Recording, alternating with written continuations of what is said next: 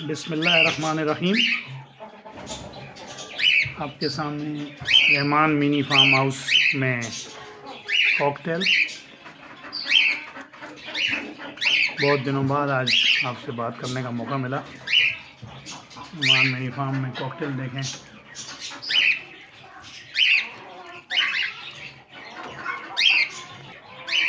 अब आपके सामने जावा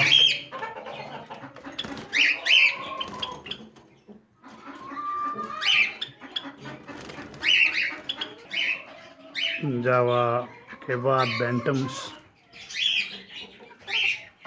देखें। ये बेंटम जो है माशाल्लाह अंडे दे रही है।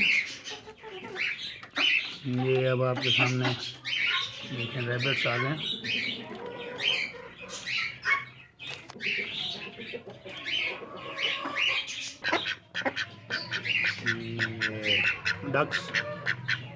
ये डक्स जो हैं जर्मनी और यूके की नस्ल है। डक के बाद डॉग्स माशाल्लाह।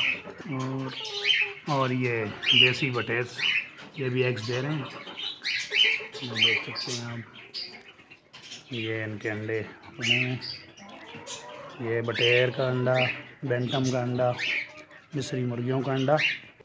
ये आपके सामने मिस्री मुर्गियाँ जो कि माशाल्लाह अंडे वगैरह भी देती हैं। ये चाइना हैंड्स। बाद यहाँ फिशर होते हैं जो एग्स दिए हुए हैं और अपनी डोलियों में। ये हैं ऑस्ट्रेलियन पैरेट्स।